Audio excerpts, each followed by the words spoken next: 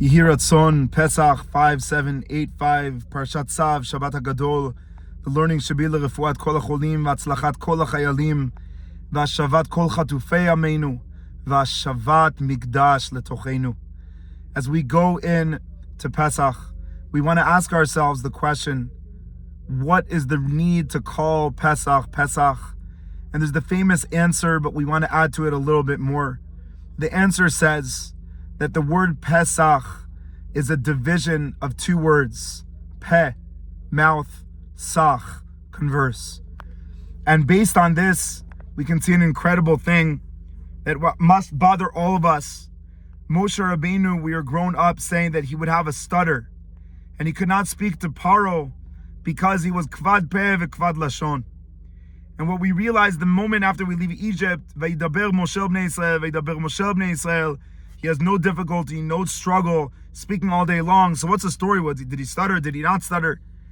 And one of the answers that's advised by the Hasidic masters is that he was never struggling with speech. He was a mirror of the Jewish people. And as long as we were enslaved in Egypt, we had no conversation. There was no Torah. So no one had Chavruta. There was no Daf Yomi. We didn't have a sitter. So no one even knew what it meant to express your ratzon. There was no minyan. There was no land. There was no Jewish army. There was no land. There was nothing. No conversation. And so Moshe Rabbeinu mirrored that in the fact that he showed that he would live exactly what the Jewish people were going through. But once we left Egypt and we got a relationship with Hashem first, and after that we got a relationship with ourselves and a relationship with our leaders and a relationship with the Torah and a relationship with our army, yallah, we're starting to speak. So Moshe Rabbeinu is talking all day long to mirror the situation of the Jewish people. Shkoyach. So we see that the idea of the night of the Seder is that we're transitioning from a world of lack of conversation to Pesach, to the mouth conversing. And if any of us look at the Seder night, it's all about the mouth, the matzah we eat, the wine we drink. The magid is to say, kol amar belisaper, to use your mouth, to converse, to talk, to have all the arba banim. They are banim. They're all different banim, but they're banim. They're all there. And we're talking to all of them. We're not ignoring any. We're not running away from any. The Eino Yodeli Shol, we have the patience for him. The Tam, we have the ability to mitzamtzem ourselves for him. The Rasha, we see him as someone that externally has lost the feeling of love.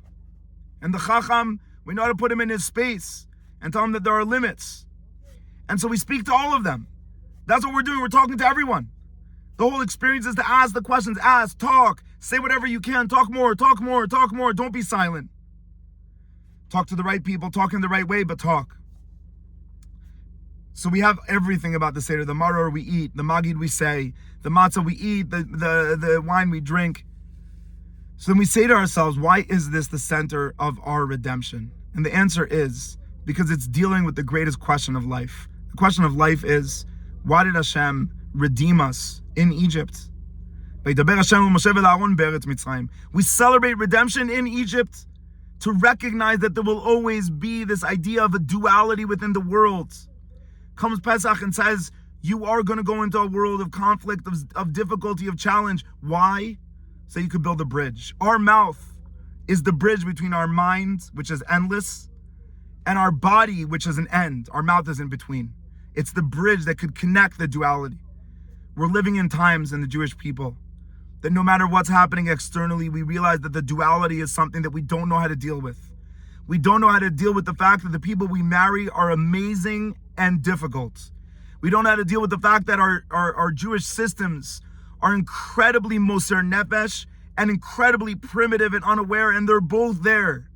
So we run away and we blame and we give excuses, but really comes Pesach and says redemption is not that you have either or, but that you can see how both of these opposites are able to converse with one another to build something better for one another. So my brachas, we're going to our Sidarim, that we're sitting with all the conflict in the world.